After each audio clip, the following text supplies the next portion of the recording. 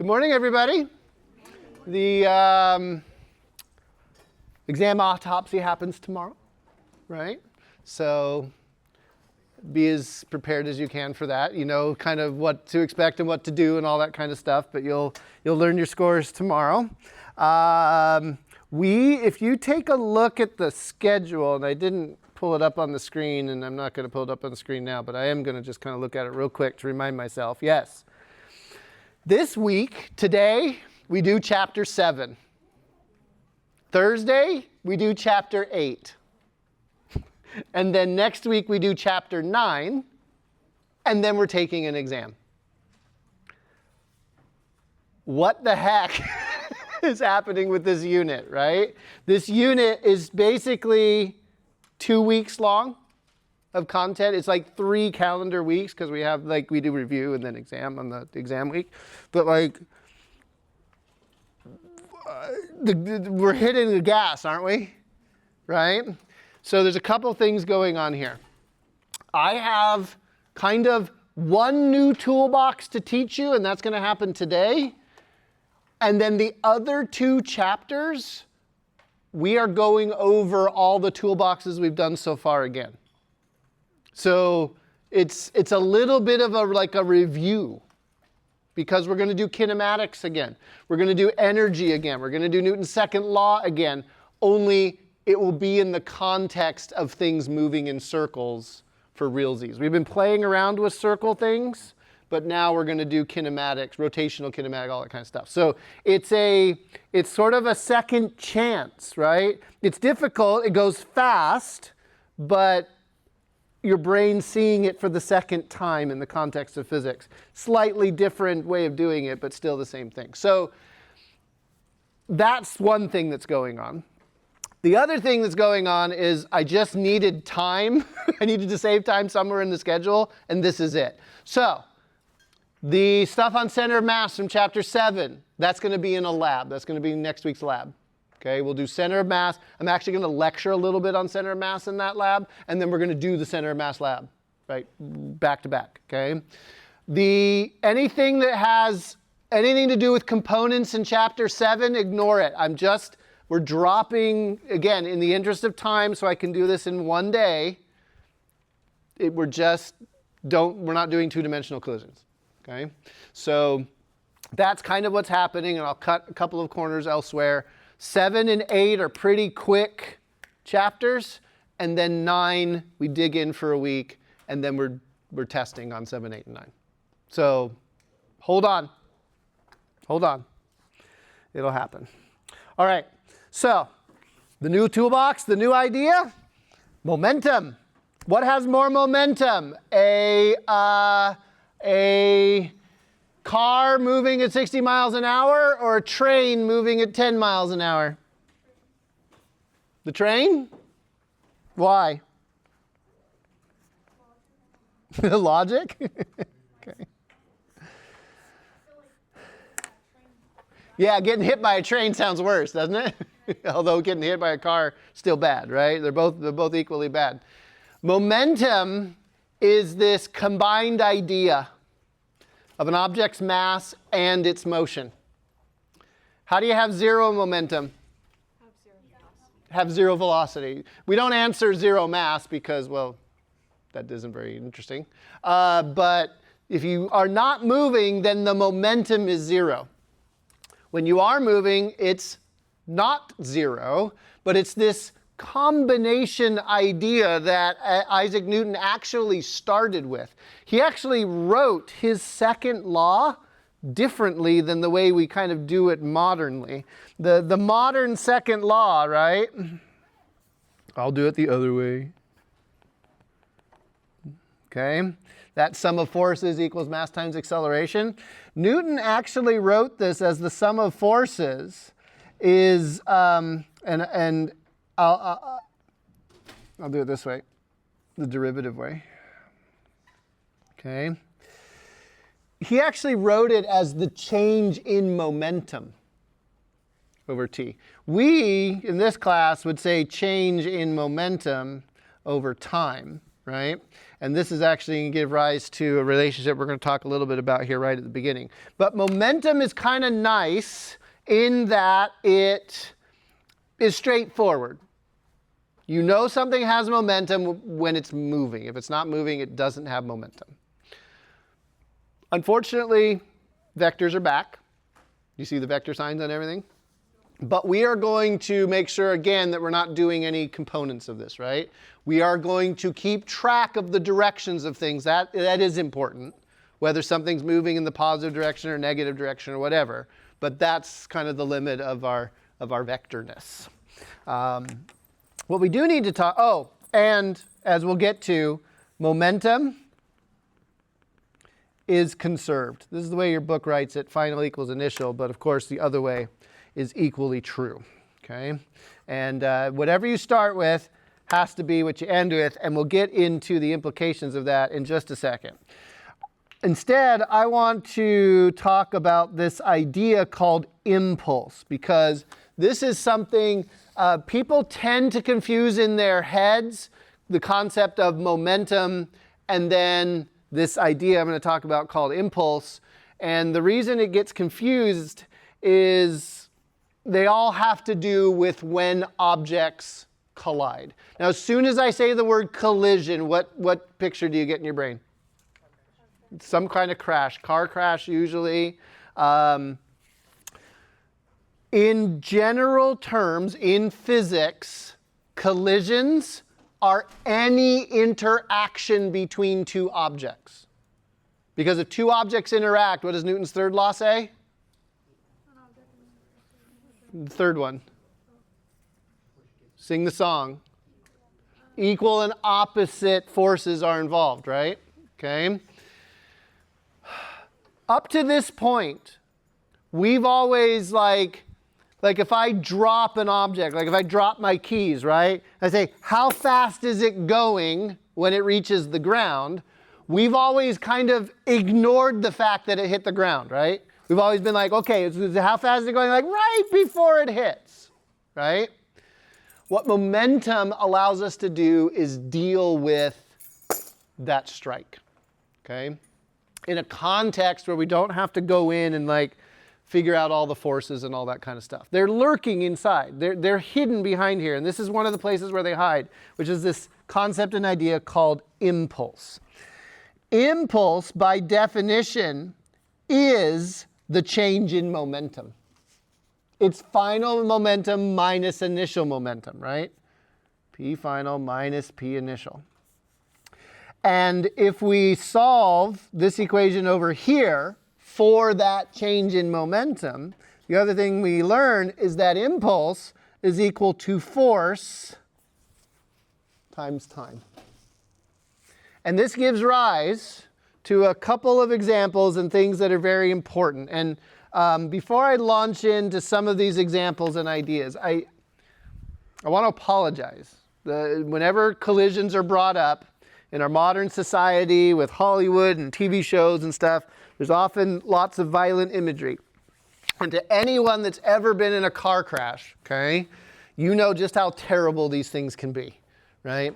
So I don't want to lessen anybody's trauma or experience, but we are going to try and treat this a little bit lightly, right? But there will be references to car crashes, guns and bullets. These are just sort of interactions that are happening that we're aware of in our society. So I hope it's not too triggering for anybody. So what am I talking about here? What does an airbag do?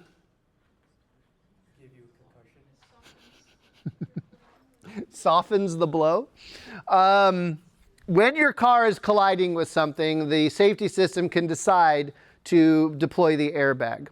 Anyone that's ever had an airbag go off in their face knows that it feels like being punched. It is traumatic, it's severe. Basically what's happened is a little pyrotechnic charge has gone off in your face. And that little charge inflates the airbag very quickly. And the bag itself has to be able to deploy without like getting stuck. And does anybody know? Anybody experience this when the airbag goes off? Willing to share? What else comes out? A bunch of powder. It's like baby powder. It's talcum powder. So not only have you been in this violent accident, not only do you feel like you've been punched in the face by this thing that's supposed to be soft, because it's not, you also are now choking to death on a cloud of talcum powder. Okay? And so, why is that better than just hitting the steering wheel? The steering wheel will kill you. Why? Concussion, brain damage. But that isn't, I mean, you're talking about symptoms of something else that's deeper and going on here.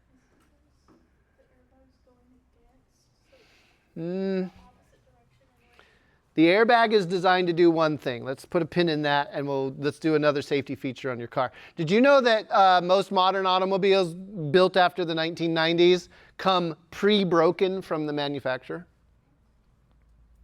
Some of you are like, I knew I had a lemon. No. What do I mean?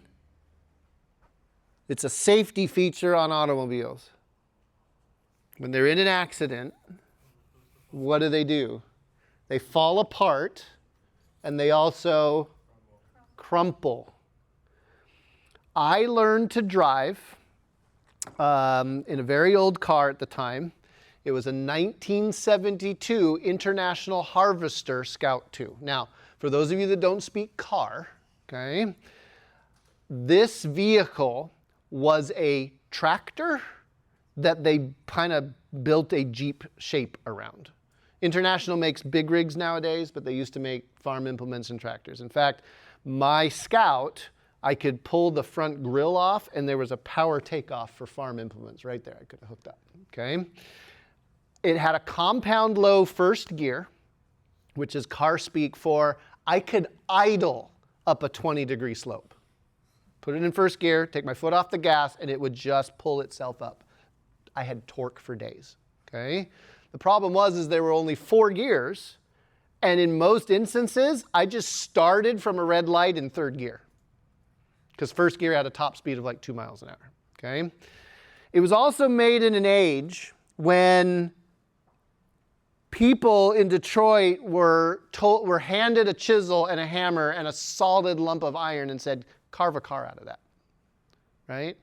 When I hit something with my Scout, my Jeep, the other thing lost, right? Like, my dad didn't have to know anything had happened because all I did is get the hammer out of the toolbox, hammer the thing out, right? And it would look just normal again, right? Okay. The problem was, in cars back in that time, is that if 2 cars had a head-on collision, like say even at 20, 30 miles an hour, you ended up with body bags. Nowadays, cars collide. Heck, they're going 60 miles an hour on a freeway. As long as it's not a head-on collision, what will you see? You'll see car parts spread for a quarter mile, right? But you will see the occupants on the side of the roads, on their cell phones, calling their lawyers, whatever's going on, right? They are alive. They may not be well, but they are alive, right? The difference is that the cars of yesterday would survive and the people wouldn't, but the cars of today get totaled. Heck, you can hit one of those little parking concrete berm things and total your car, right? Like it's just amazing how fast a car will fall apart. But why? Why airbags? Why cars that fall apart? Is it to absorb shock? Yeah, so what are we trying to lessen? In this equation up here, change in momentum, called the impulse, force and time, what is the thing that causes injury? The direct moment. Impact force. The force, right? The force of the impact is what causes damage. So, what can we change? How the impact is distributed. Can we change the impulse? If a car's going 50 miles an hour and comes to a stop, the impulse, right? The final minus the initial is going to be m, I'm going to factor the m out, v final minus v initial, right? Is there anything in that statement that tells you, well, the car's coming to a stop slowly with the brakes on versus, say, hitting a wall? Is the impulse any different if it comes to a stop safely or hits a wall? Is the mass different because we use the brakes? No.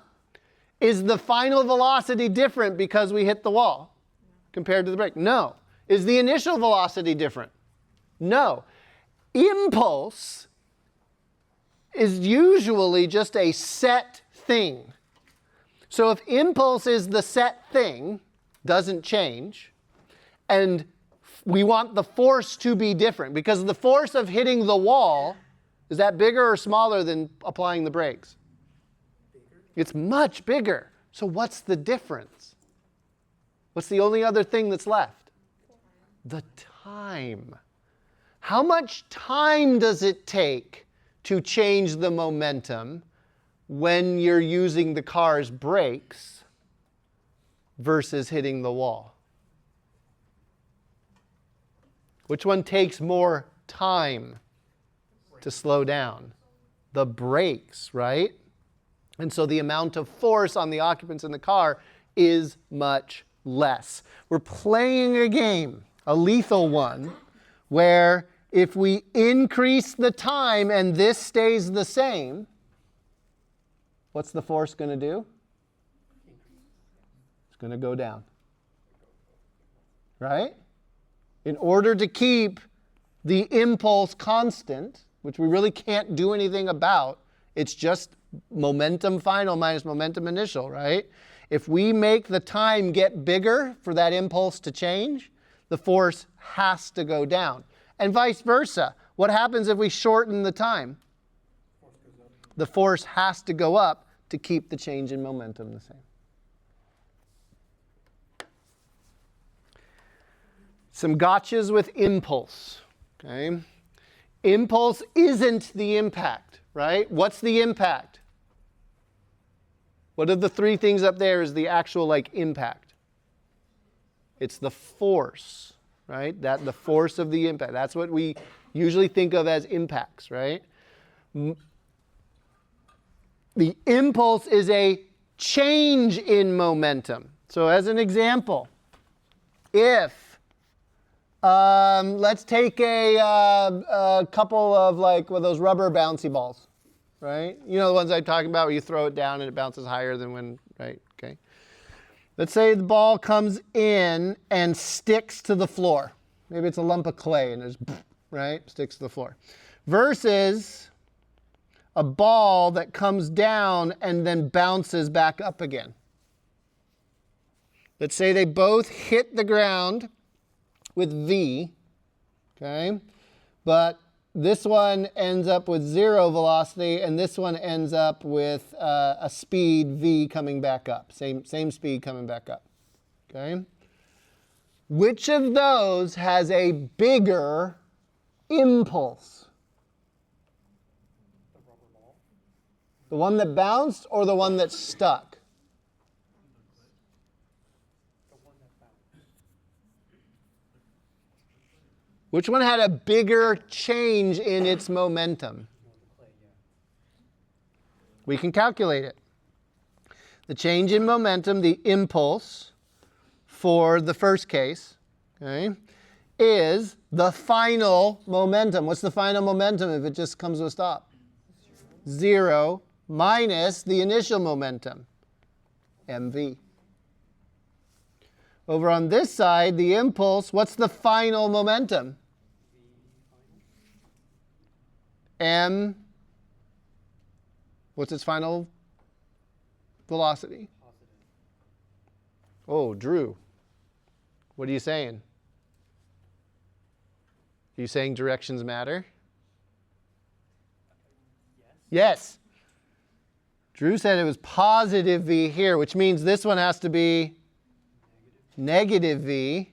So that means we need to come back over here and put negative V on that one, right? So let's clean this up a little bit. Remember, it's final minus initial. So the initial was m times negative v. Are directions important? Yes. This ends up positive mv. Over here, we have m, and what's v final? Plus v minus the mass times, and what do we put in for the initial velocity? Negative. What does this turn out to be? 2mv. Which of those is a bigger impulse? The one that bounced. Okay? So directions matter when it comes to impulse. You got to be careful, right, about which way things are going. Let's do an example of calculating what happens when you play around with time, right, in a collision. What are these? What are they for? They have water in them, but they're not for storing water. You see them, like where the rails are? Okay, where the rails. What are these water buckets doing?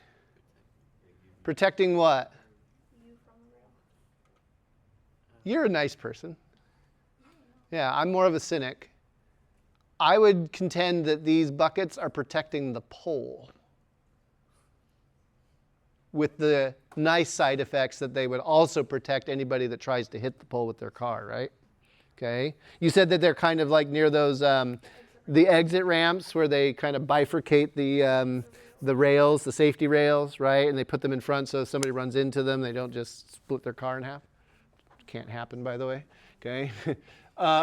So they're there to protect, we'll be nice today, the people, right, in the vehicle that might hit or try to hit that pole. I swear, officer, the pole just jumped in front of my car, right? So we're going to calculate two things, right? We are going to calculate with and without the safety barrels.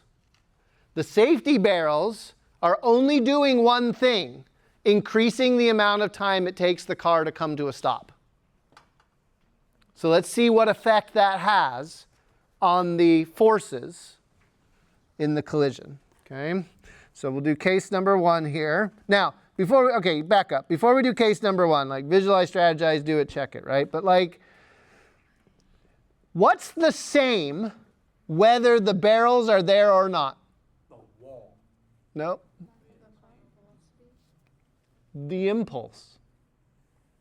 The change in momentum is the same. The impulse is the final momentum minus the initial momentum.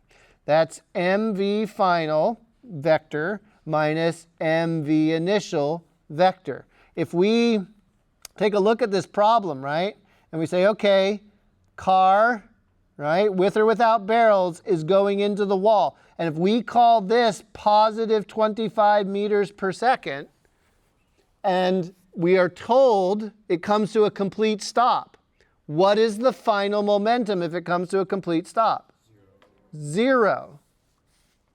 I threw the wrong one there. Zero, right? Okay.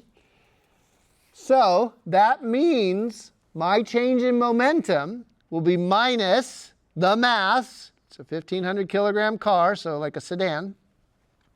Time, and then if I called that plus 25, if I called to the right positive, right, this turns out to be negative 37,500. Oh, units of momentum. What are the units of mass?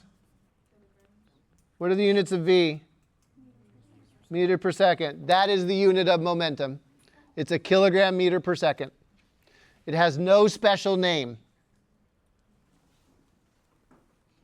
I see an opportunity here. They haven't named it yet, so we can name it. I propose to you the Balogh. What would it be if it was pluralized? Balonians? Balogh. That's good. No, let's not do that. Okay, so this is a kilogram. Whoops. This is a kilogram meter per second. What's the negative sign doing there? What's it telling us? That the car is gone. No. What direction was the change in momentum? To the left or to the right? Why did you say to the left? Because it's opposite. Because we said to the right was positive, didn't we? And indeed, is the force going to be to the left or right when this car hits the pole? To the left. It's going to be to the left. And that's exactly what that minus sign is telling us, right? The change in momentum, the impulse, was to the left. And since impulse and force and time, right? A change in impulse is equal to the force times the time. Is time a vector? No. So whatever direction the impulse is, that has to be the same direction as the force and vice versa. So at this point, I'm going to drop the minus sign because the question doesn't ask me about the direction of the force. It just asks me for the amount of force, right? Find the average force exerted. We know it's going to be to the left, but now we're just going to find numbers. And I don't want to pull minus signs around with me the whole way. So how are we going to find the force? We're going to solve the force-impulse-time relationship. And that's going to be the change in momentum over the change in time, right? I'm going to drop my vector signs, like I just said. My change in momentum, 37,500. How much time in case 1? 0.5. 0.5 seconds. Because I have everything in standard units of kilograms, meters per second, I know that this is going to turn out to be a force. And that's going to have units of newtons. And this number is 75,000 newtons. All right, case 2. What changed for case 2? The time. It changed by 1 second. The impulse is the same. We've added an entire second to the collision by having the water bottles there, water barrels. This turns out to be 25,000 newtons. What's the difference in force? 500. 5,000. Try again. Keep going, Drew. 50,000. This is a delta of 50,000 newtons. That is approximately 11,000 pounds of force. If you woke up one day and the universe said, look, you're going to have a problem today, but I'm going to give you a choice.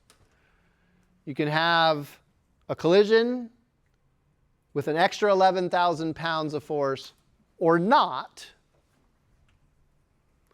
This is what safety, like your airbag, your crumple zones, the water barrels, this is what we're talking about, right? Why does your car crumple? Why do we have the trunk and the engine compartment crumple up? What's changing? It's the time that it takes for the collision to take place, right? The airbag slows down or increases the amount of time it takes for you to come to a stop. It doesn't feel like it when you have it go off in your face, but it is better than the sudden stop that you would get from the steering wheel or the windshield. What's the safety feature I haven't talked about yet on a car? Seatbelt. Seatbelts don't do this. Okay, what are seatbelts there for? It's to keep you in the car. Because actually it's safer to be in the car than it is to be outside the car. Fatalities in modern accidents are usually due to being thrown out of the vehicle, to being ejected, especially in a rollover situation. The safety cage of modern vehicles stays relatively intact for all kinds of horrible, horrible situations. Didn't used to be that way. All right.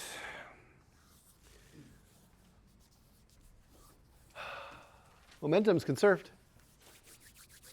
What does that mean when we talked about energy? whatever you start with is whatever you end with, right? Okay? You can't get more of it. You can just sort of switch it back and forth. Notice that there is a slight discrepancy in the two kinds of collisions that we will be talking about in this class, right? We have these elastic collisions and then we have these inelastic collisions. Inelastic collisions are normal everyday collision. Just about every collision that is involved in anything, okay, from clapping your hands together to cars to dropping a ball on the floor, any of these interactions where two objects come into contact with each other, they're inelastic. The elastic collision is like a kind of a perfect collision, and they don't often happen in nature. I can demonstrate one of them for you right now. Okay? If I take my keys and I throw them into the air, okay, as long as they haven't hit my hands, they are colliding with something. Not the air. Each other. Remember, physicists think about things very differently from normal people. Remember, a collision is any interaction between two objects. Okay? These keys are colliding with the earth. Now, obviously, they're not like hitting the ground, right? Okay? But there is a gravitational force acting on them, right? That interaction is elastic. But we don't often think of like momentum and collisions in that sort of context. So a similar idea to that, and you'll notice it's gravity again. Interplanetary probes that we like send to Mars and Jupiter to study these things, they can slingshot around planets and the sun. It's called a gravitational slingshot, where the probe comes towards this. It turns out to get to Jupiter, generally go to the sun first. Fall towards the sun. As you fall towards the sun, you pick up speed. And as you go around the sun, you can pick up some of the sun's momentum and come out faster than when you went in. Now, did the probe hit the sun? No. But it did have an elastic collision with the sun in that it involved an interaction that conserved both the momentum and the kinetic energy specifically. Notice how it says kinetic energy? I'm not saying energy conservation. Energy is always conserved. But when it comes to two objects interacting, if you conserve both the momentum and the kinetic energy before and after is the same, that's called an elastic collision. I'd say the closest thing might be billiard balls or pool balls on a pool table, but there's still a problem with that. It's not perfectly elastic because there's energy loss to something. No. Sound. When the cue balls strike each other, they have some of their energy is lost to sound. Lost, converted into sound, it's no longer kinetic energy. Okay? So as long as you're playing billiards or pool in a vacuum, then it would be perfectly elastic. Okay? On a frictionless surface. All right, so just kind of keep those two in mind. We will have different ways of dealing with each inelastic or elastic collision. Momentum's always conserved, and we'll save elastic collisions for the very end. This slide is scary. But please don't be scared of it. I'm trying to communicate something to you about how specifically physics problems tend to be set up when it comes to conservation of momentum. Everything I've taught you so far is generally applicable to the wider universe. But in the context of the educational process and helping you come to grips with conservation of momentum, we do something in physics that I just basically call a sandwich. Okay? Momentum itself is not that difficult a concept to wrap your brain around. It's the same before and after. We've done that with energy. Momentum's mv. As long as I keep track of the vectors, I'm good. And that's all true. It can be hard, but it's much simpler than, say, Newton's second laws and having to do free body diagrams, all that kind of stuff. So in order to make it harder, I don't know why we do this in physics, but we do. We will often sandwich the Chapter 7 conservation of momentum ideas between two other toolboxes, two other chapters worth of content. And I'll demonstrate this. But usually, if you're doing a conservation of momentum problem, you're doing at least 2, if not 3, physics problems at the same time. The momentum, the Chapter 7 stuff, that's the middle of the sandwich. The pieces of bread can be like Chapter 6, 5, 4, 3, 2, 1. Well, not 1, that's just unit conversions, right? Okay. So we might need to do conservation of energy before we can figure out what's happening in the collision. Like if we don't know how fast something is going when it hits, we need to go do something else to find out how fast it's going. A skier skiing down a ski slope hits another skier in front of the ski lodge, right? Conservation of momentum does not help us while the skier is on the hill. Because conservation of momentum can only help us when the two are coming into contact with each other. In that instant of contact, that's where we do conservation of momentum. Before that, we need to do Newton's laws or energy or kinematics or something to find out how fast they're going. After they collide, we need to do kinematics, Newton's second law, or conservation of energy to find out what happens afterwards. The Chapter 7 stuff that we are learning goes right in the middle and happens in the instant of collision. There's a before, there's a collision, and then there's after. Before and after are stuff that we've already done. So I'm just kind of giving you an idea in your head of sort of what we're up against when it comes to conservation of momentum problem solving. It's pretty easy to just ask you to solve for the momentum of an object, but it's also not terribly interesting in figuring out what's going on in the universe. So usually a before and during and an after, but sometimes we don't worry about the before or the after. It depends on the context of the problem. But I'll refer to this sandwich quite often, right? I'll say, remember the sandwich? Okay, I'm in the middle of the sandwich. All right, I'm on a piece of bread. That's what I'm talking about, right? I'm talking about this idea, okay, that the collision is in the middle. So let's do an example, right, of working through a conservation of momentum problem. It's the same problem-solving process. We visualize, we strategize, we do it, and then we check it. Okay?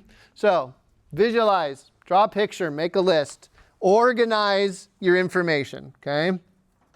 It says that there's a hill. All hills in physics look like triangles, right? Okay. So 13.1 meters high. What side of the triangle is that? Long. Is it the long hypotenuse? The opposite. It's this one over here. Okay? It says it's 13.1 meters high. Not 13.1 meters long, right? If it said 13.1 meters long, that I would assume that would be the hypotenuse of the hill. So there's 13.1, okay? We've got the car up here. This is the car. And it goes doot, doot, doot, doot, doot, doot, doot, doot, right? And when it gets down to the bottom, what does it do? Collides with a truck, right? So that's sort of a visualization. I could also kind of visualize it like this, right? I could do like a before, a during, and an after, right? So before, the truck's not moving and the car's like coming in at some speed, right? During, they collide. Right? That's supposed to be like Fire. CGI, special effects, explosion. Explosions. And then what do you think might happen afterwards? The car revolves. Car's probably going to be going this way, right? And what's the truck going to be doing? Going the opposite direction. Probably going that way, right? Like, I don't know. Things run into each other, they tend to sort of bounce off of each other. Even if one of them's not moving initially, right? One will knock it, but it might bother. Or, I mean, is it possible that the car could continue going this way? Like it slows down, but it's possible. But since trucks are bigger than cars, we imagine it's probably just going to bounce off, right? We're not sure about that one. But again, do you see in the visualization, I'm trying to come to grips with the situation and maybe what all the different possibilities might be for what can happen in this situation? Problem with conservation of momentum is you kind of have to do these snapshots, right? It's almost like a frame by frame, right, of what's going on before, during, and after the collision. All right, what else have they told us? They told us the masses. We got the masses, that's good. It says the car rebounds. What's a rebound? Bounces back. So the problem defined it for us. Moving opposite. Okay, so we know. See, Mr. Balogh just needs to read the problem. We know that the velocity is backwards, right? So what is this sort of hopefully signaling to your brain? We've had a reversal of direction. So what do we need to decide? What's positive, what's negative, so that we can keep track of stuff, right? So which way do you want to call positive? Down. Down the slope. We're not talking about the slope, sorry. We're talking about like before, during, and after, which isn't on the slope at all. So your choice, so all of the motion in this problem is along one dimension. So left or right being positive? Right. Yeah, everybody always picks to the right. So specify that. Say this is positive, right? Positive X, positive V, positive whatever, right? Okay? My positive direction is to the right. Okay. Find the velocity of the truck after the collision. What are we after? We're after we're after this, right? Okay. Strategy. Two objects have hit each other. In this case, bounced off of each other. That means conservation of momentum. In a collision, we know momentum is conserved. Energy is always conserved, but what about kinetic energy? Is this an elastic or inelastic collision? What do you think? Why inelastic? Because you always assume inelastic unless you are told otherwise. That's just a convention we do in physics education. We will tell you when it's an elastic collision. Otherwise, if you're not told, you assume inelastic. There's a little bit of debate over because they'll use words like completely inelastic or completely elastic. Completely inelastic usually means that two objects have stuck to each other. A football player tackles another football player. We consider that to be completely inelastic because they've collided and stuck. Right? They're holding on to each other. But you don't need to worry so much about that. It's inelastic unless you're told otherwise. So we'll just assume inelastic. So that means that really all we've got is conservation of momentum. By the way, your book does final equals initial. I like initial equals final. Sue me. But what I do, whenever there's a collision like this, I start in the middle. I start with the middle of the sandwich, and then I work towards the bread. Okay? You don't have to do it this way, but for me, this informs what I have to do with the pieces of bread. If you don't start in the middle, you can do whatever you want before and after, and then find out that you did way too much work. Maybe you didn't need something or whatever, right? So I like to start in the middle and work my way out.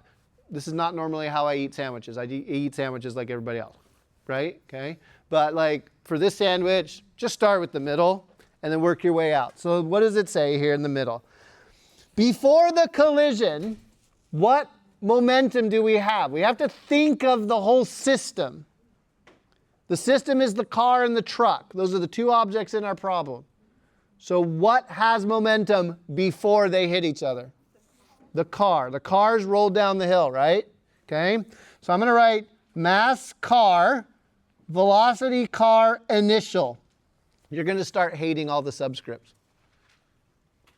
So I had to do two subscripts there because it's the car's initial, right? You can also do a 0, but then it looks like carbon dioxide, and I don't like that. All right.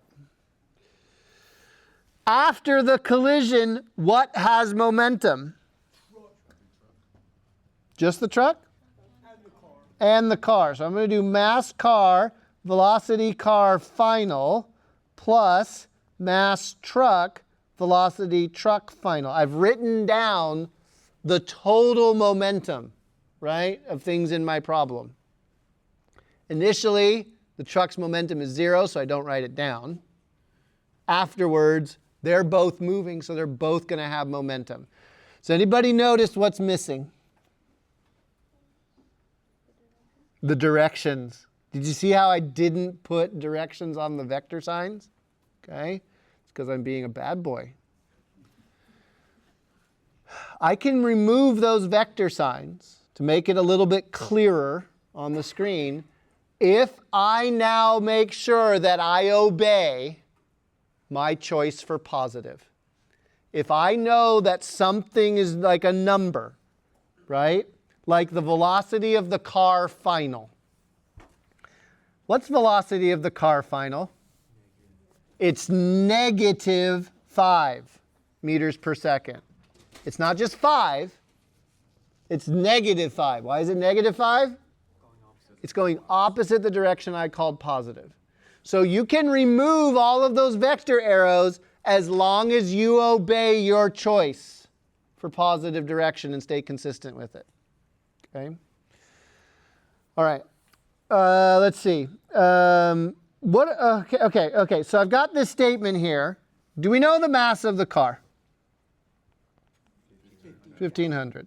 Okay. Do we know the mass of the truck? 5,000. Okay. So what do we know? Do we know mass of the car? Yes. Do we know velocity of car initial? No. We do not. Well, okay. It's 0. Ren, you said yes. Why did you say yes? I'm just assuming that it didn't have any motion. Well, okay. It doesn't have any motion at the top of the hill, but this equation only applies during the collision. So right the instant before the collision is the car moving? Yes. Yes. Do we know what that number is? No. We know mass of car. We know mass of truck. Do we know velocity of car final? Yes, -5. Yeah, it's -5. Do we know mass of truck final? No. But what are we looking for? Truck final. Truck final. So that means we have two unknowns. Velocity of car initial, velocity truck final. Velocity truck final is what we want. So we need to go to a piece of bread to find out what the speed of the car was right before it hit. So are we going to before or after? We're going to before. So we're going to do the problem of a car starts at rest at the top and gets to the bottom of a hill. How fast is it going? I'm going to do this quickly because this is conservation of energy from chapter whatever, 6. Initial, final, 0. Work non-conservative, energy final minus energy initial. There's no friction in this problem, nothing else going on. My final energy, 1/2 mv squared.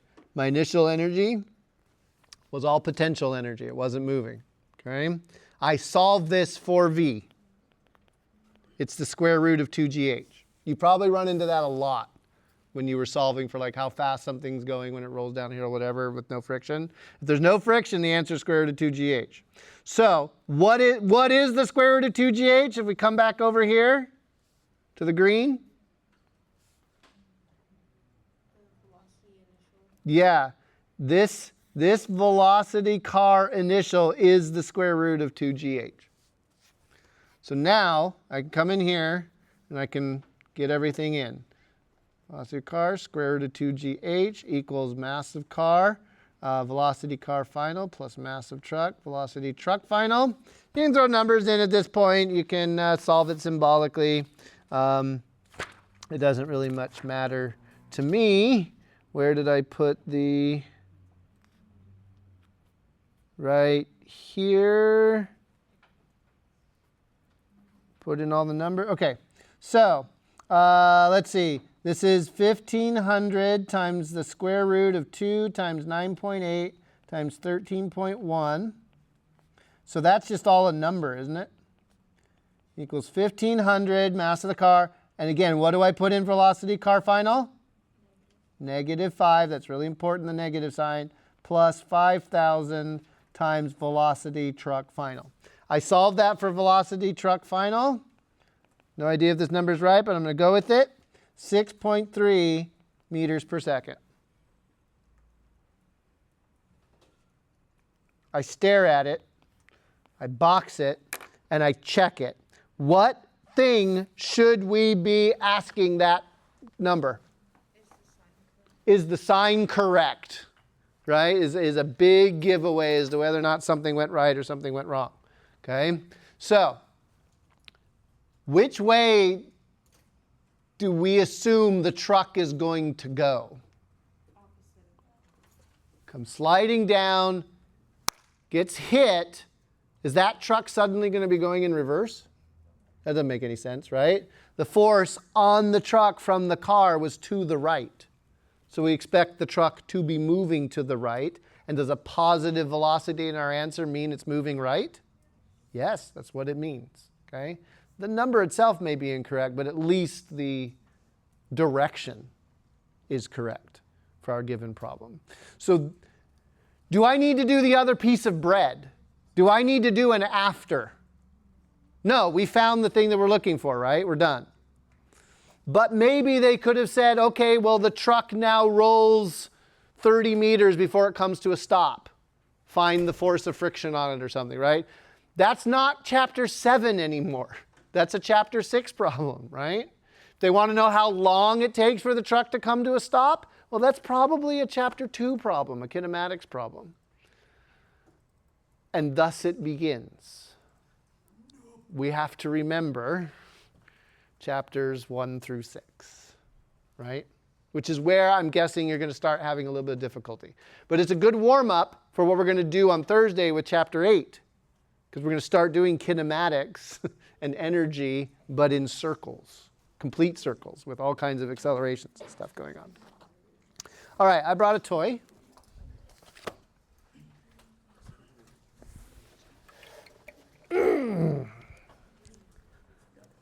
This is a big one, okay, of a desk toy that's found on the desks of bosses, administrators, and CEOs across America or maybe the world, okay? I've seen it on the desk of a commander. There you go, okay? Chances are they actually don't know what they're for. Obviously decoration, right? This one was not for decoration. This was definitely, it was made by me and it's very functional. I decided not to paint it or do anything, right? But I'm guessing most CEOs would be content with that, right? Okay? And maybe that's all a CEO can keep in their brain at one time, okay? But it is much more than that, okay? This device, Newton's cradle, is a demonstration of conservation of momentum. Notice, when I take one of these billiard balls out and I let go, how many come out the other side? Just one. Not two with half the speed, right? These all have exactly the same mass. And so if I take 1 unit, 1 MV's worth of momentum in, momentum is conserved so that 1 MV of momentum comes out the other side. So, what happens if I put 2 in? How many should come out the other side? 2, okay? So I pull back 2 of these, and I let go. And what happens? 2, let's make sure it happens the other way. Oh, happens the other way, okay, right? So 2 in equals 2 out. Okay, yes? What about 3? Yeah, what about 3? Conservation of momentum dictates what? 3 in means 3 out. But what's the problem? There's only 2 left, right? So if I take 3, watch carefully what happens. That's how you get a job. You go in for the interview, there's one of these on the desk, don't even introduce yourself. Oh, you have a Newton's cradle, let me show you how that works. You'll get the job or they'll call security. One of those two outcomes. Okay? Notice that we did 3 in, and how many came out? 3 came out because momentum must be conserved. All right? What about 4? 4 in, 4 out. What about 5? It works. Right? Okay? Right? Newton's cradle is a conservation of momentum demonstration. We're not, like I said, getting 2 of them coming out at half the speed or whatever, right? It's this full concept and idea that mass and velocity together form this idea called momentum.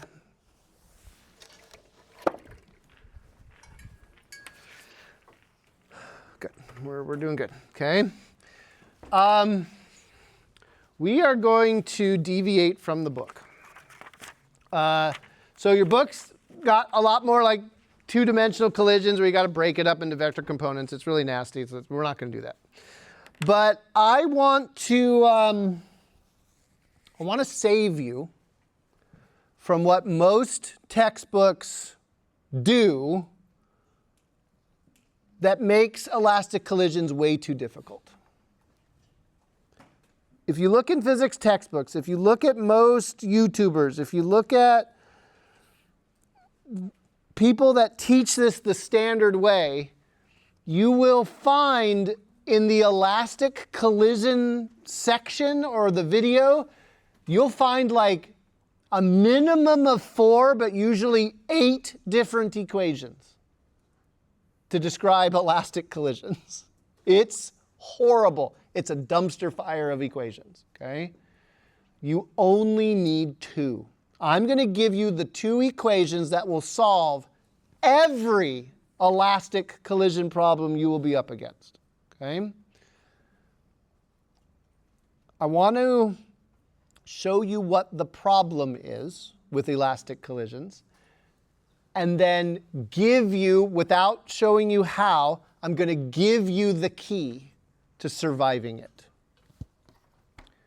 What's conserved in an elastic collision? Do you remember? And the momentum, right? Both things are conserved. So, for 2 objects that come and strike each other, it's always just 2 objects. Why is it only just 2 objects? Newton's third law, right? 2 objects interact, there's a force between them. A third object can come and interact, but then that's just 2 interactions between 2 objects. Anyway, the most horrible, the most general setup for conservation of momentum looks like this. M1 V1 initial plus M2 V2 initial. 2 objects, both with mass, both moving in some direction. Could be positive or negative, doesn't matter.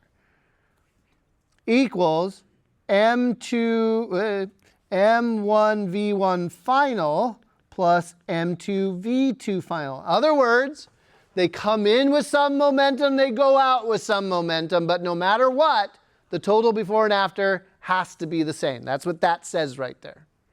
Okay. Kinetic energy is a lot worse. 1/2 M1 V1 initial squared. I can't even say it. Plus 1/2 M2 V2 initial squared equals 1/2 M1 V1 final squared. Oh my gosh. M2 V. Did anybody else's brain already shut off? Usually,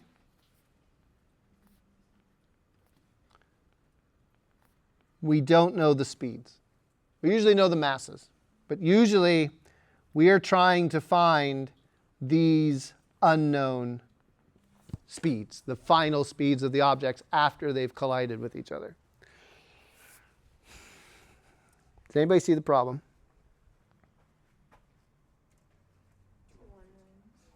Okay, well, there are 2 unknowns, but we have 2 equations, don't we? Right? 2 unknowns, 2 equations. That's solvable. Like mathematically, it's possible to get two unknown things if you have two equations that have those unknowns in them. It's a determined set of equations. It's solvable. Okay? But that's not the problem. What's the problem? How do you go about solving like two equations with two unknowns? We've done this before. Solve for one of the unknowns and plug it into the other equation, right? To try and get rid of it so we end up with just a single unknown in a single equation. That's like the overall approach, okay? So, let's solve the momentum equation for V. Let's say we're after V1 final. So we're going to solve the first equation for V2 final and plug it in over in the kinetic energy thing, okay? How many terms will V2 final have in it? If I solve this left-hand momentum equation for V2 final, how many terms? There's 1, 2 already on the other side of the equal sign. And what happens if I move the V1 final term over here? I'll have 3 terms, right? There'll be 3 things in there, okay? And then I'm going to plug that V2 into a squared thing over there, right? What happens when you square something with 3 terms in it? Let's back up. What happens when you square something with 2 terms in it? Do you remember FOIL? X squared and 2ab and y squared, right? So what happens if it's x, y, z? What if there's 3 terms and you square it?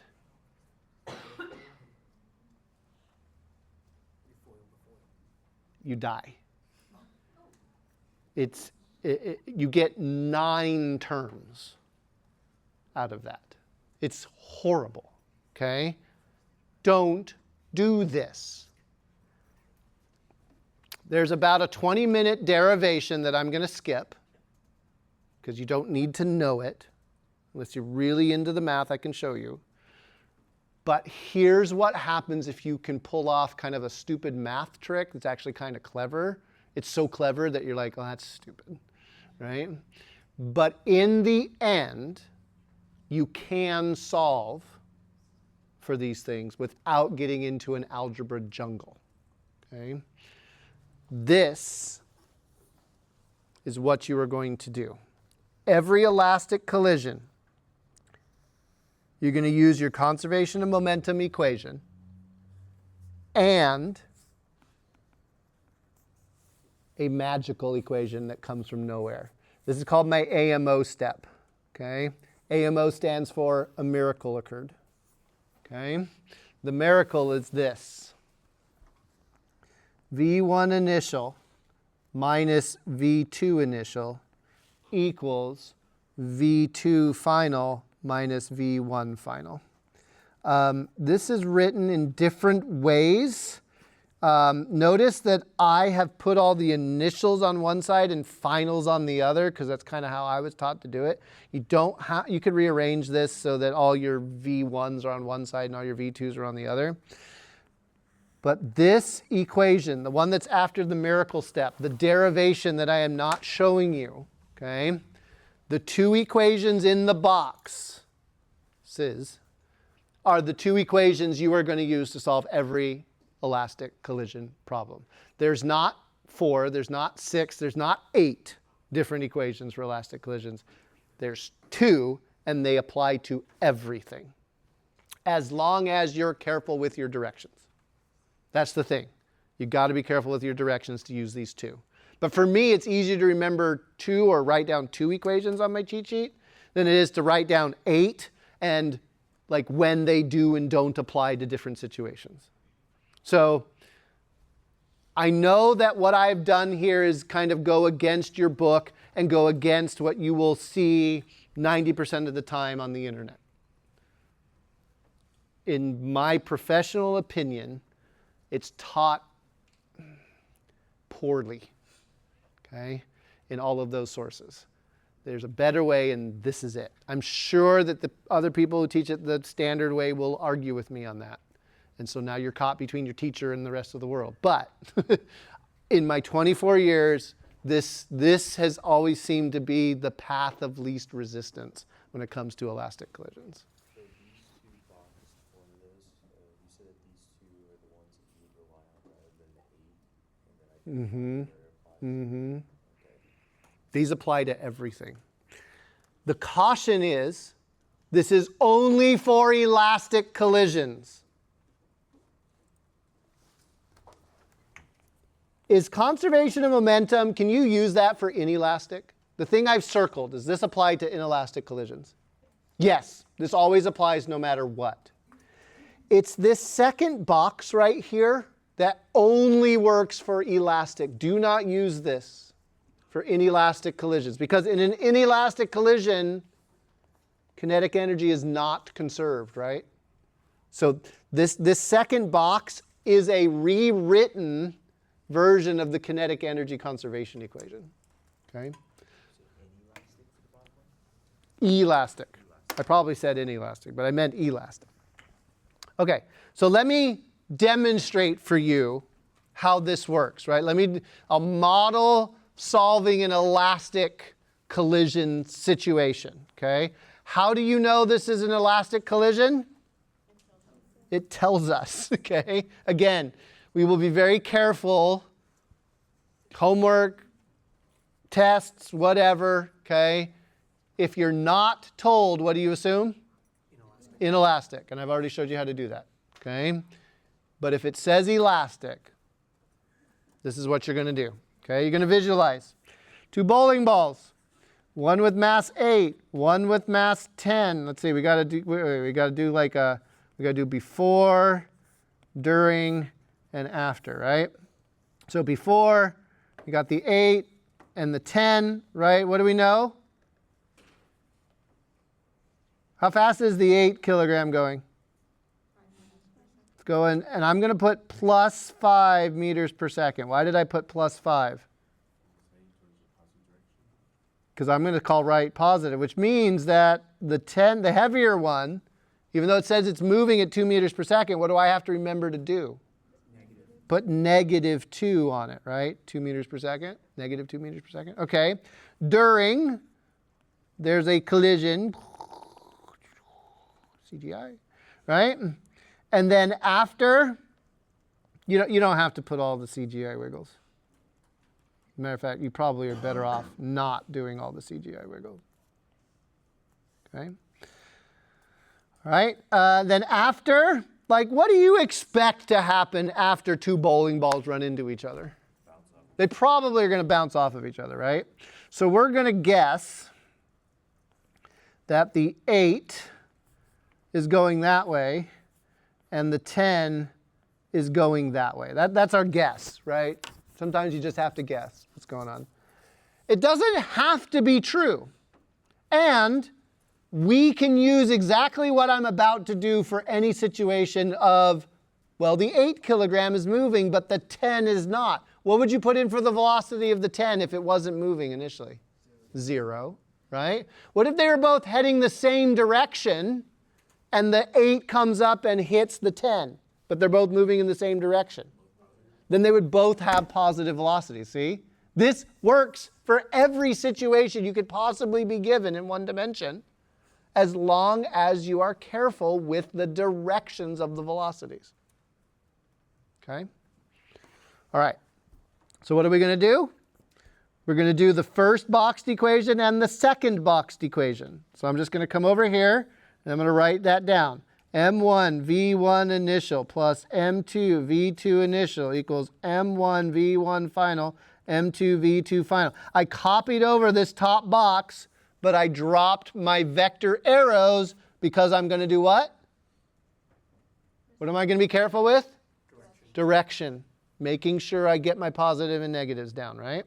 And my suggestion to you, normally I would say, do it symbolically, it's easier to follow. Here, don't do that, just put the numbers in. Seriously, when it comes to elastic collisions, you do not want to have to do symbolic algebra, okay? I just saved you from a bunch of horrible symbolic algebra. Don't do more symbolic horrible algebra. Just put numbers in. I normally would say do it symbolically. It's not worth it in this case. Okay, so what's M1? 8. What's V1 initial? Plus 5. What's M2? 10. And what's V2 initial? Negative 2. Get those signs in, and they're super important. What's M1?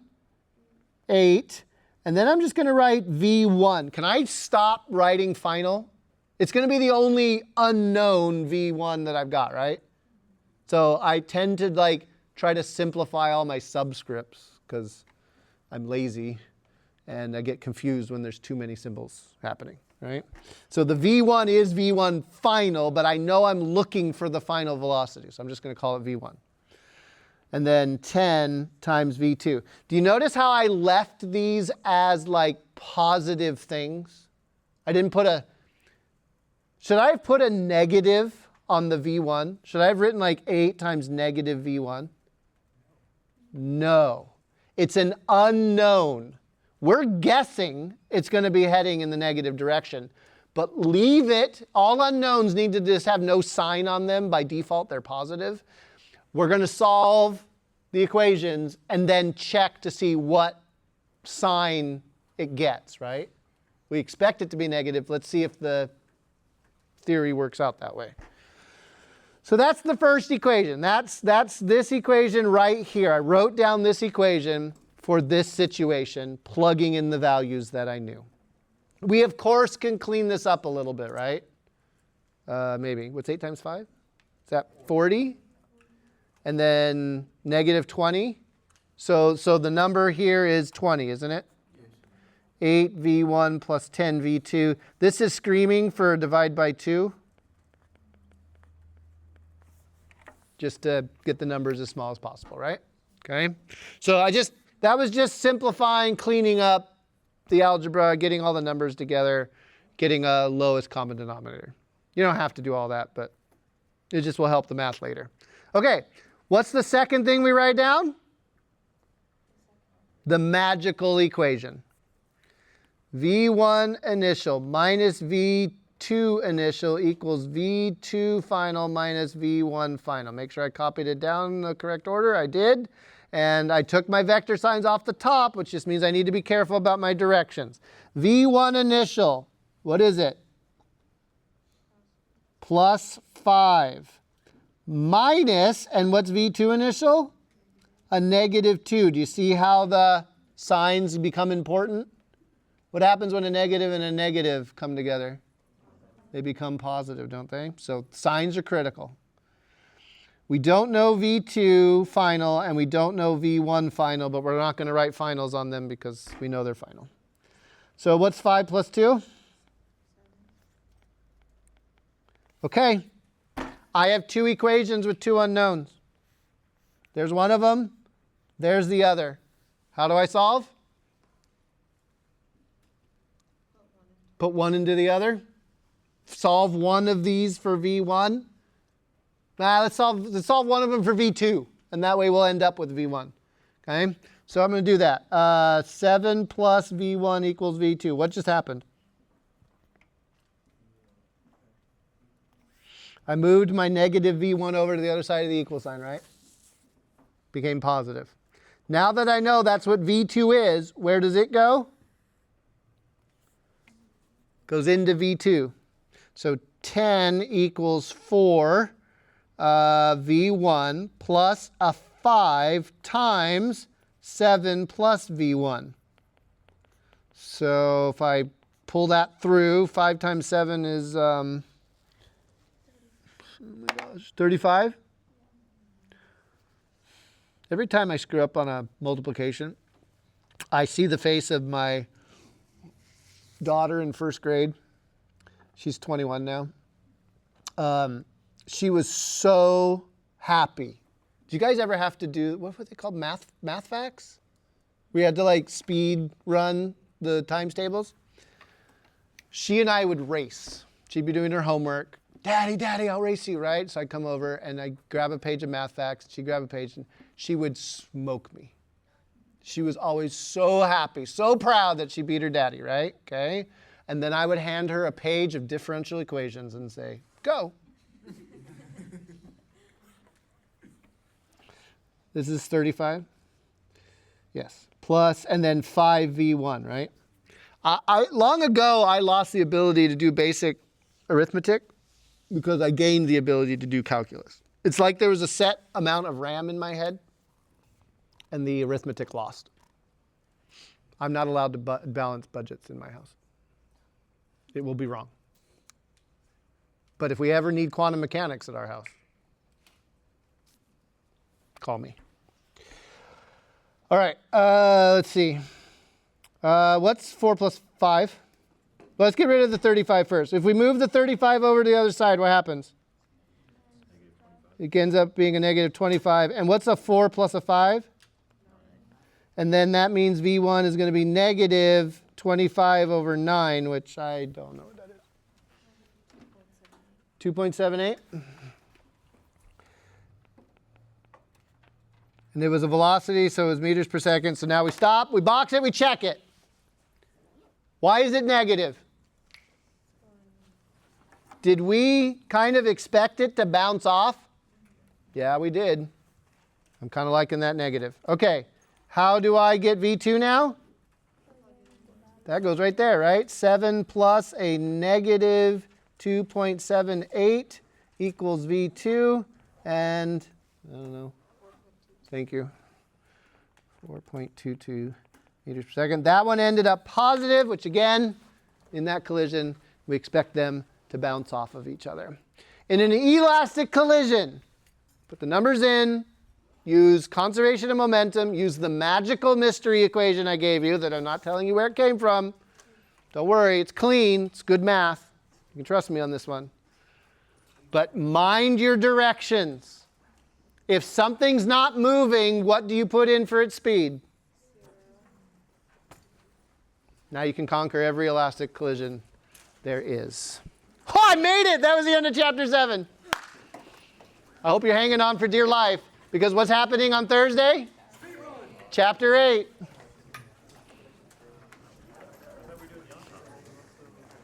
The autopsy is tomorrow.